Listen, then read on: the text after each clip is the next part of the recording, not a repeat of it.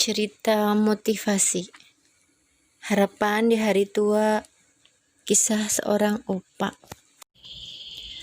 Assalamualaikum teman-teman yang sedang menonton video ini. Terima kasih ya sudah menyempatkan waktunya. Semoga kabar kalian baik-baik saja. Wahyu jalan-jalan kali ini akan bercerita tentang seorang kakek. Kita sebut saja opa lah ya.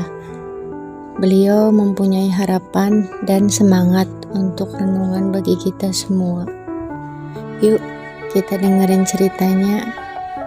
Jangan sampai nangis ya. Suatu hari seorang teman saya pergi ke rumah orang jompo, atau lebih terkenal dengan sebutan Panti Werda, bersama dengan teman-temannya. Kebiasaan ini mereka lakukan untuk lebih banyak mengenal bahwa akan lebih membahagiakan kalau kita bisa berbagi pada orang-orang yang kesepian dalam hidupnya. Ketika teman saya sedang berbicara dengan beberapa ibu tua, tiba-tiba mata teman saya tertumpu pada seorang opa tua yang duduk menyendiri sambil menatap ke depan dengan tatapan kosongnya. Lalu sang teman mencoba mendekati opa dan mencoba mengajaknya berbicara. Perlahan tapi pasti, sang opa akhirnya mau mengobrol dengannya. Sampai akhirnya si opa menceritakan tentang kisah hidupnya. Si opa mulai bercerita tentang kehidupannya sambil menghela napas panjang. Sejak masa muda saya menghabiskan waktu saya untuk terus mencari usaha yang baik untuk keluarga saya, khususnya untuk anak-anak yang saya cintai. Sampai akhirnya saya mencapai puncaknya, di mana kami bisa tinggal di rumah yang sangat besar dengan segala fasilitas yang sangat bagus. Demikian pula dengan anak-anak saya. Mereka semua berhasil sekolah sampai ke luar negeri dengan biaya yang tidak pernah saya batasi sama sekali. Akhirnya mereka semua berhasil dalam sekolah, usaha, dan juga dalam rumah tangga. Tibalah di mana kami sebagai orang tua merasa sudah saatnya pensiun dan menuai hasil panen kami.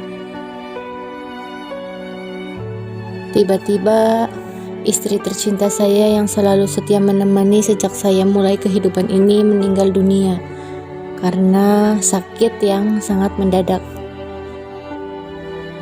Lalu sejak kematian istri saya tinggallah saya hanya dengan para pembantu kami, karena anak-anak kami semua tidak ada yang mau menemani saya karena mereka sudah mempunyai rumah yang juga besar. Hidup saya rasanya hilang. Tiada lagi orang yang mau menemani saya setiap saat saya memerlukannya. Tidak sebulan sekali anak-anak mau menjenguk saya ataupun memberi kabar melalui telepon.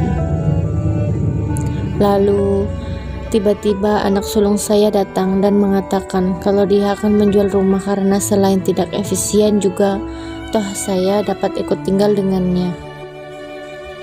Dengan hati yang berbunga saya menyetujuinya karena toh saya juga tidak memerlukan rumah besar lagi. Tapi tanpa ada orang-orang yang saya kasihi di dalamnya. Setelah itu saya ikut dengan anak saya yang sulung. Tapi apa yang saya dapatkan? Setiap hari mereka sibuk sendiri-sendiri, dan kalaupun mereka ada di rumah tak pernah sekalipun mereka mau menyapa saya. Semua keperluan saya pembantu yang memberi. Untunglah saya selalu hidup teratur dari muda.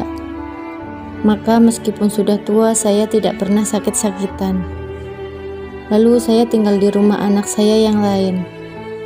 Saya berharap kalau saya akan mendapatkan sukacita di dalamnya. Tapi ternyata tidak. Yang lebih menyakitkan, semua alat-alat untuk saya pakai mereka ganti. Mereka menyediakan semua peralatan dari kayu dengan alasan untuk keselamatan saya. Tapi sebetulnya mereka sayang dan takut kalau saya memecahkan alat-alat mereka yang mahal-mahal itu.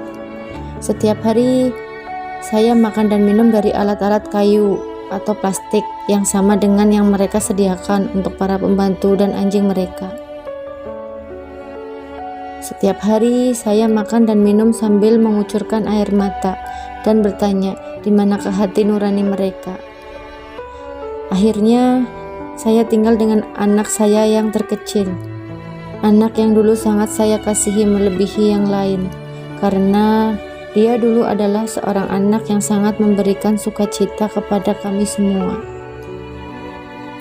Tapi apa yang saya dapatkan setelah beberapa lama saya tinggal di sana, akhirnya anak saya dan istrinya mendatangi saya lalu mengatakan bahwa mereka akan mengirim saya untuk tinggal di panti jompo dengan alasan supaya saya punya teman untuk berkumpul, dan juga mereka berjanji akan untuk mengunjungi saya.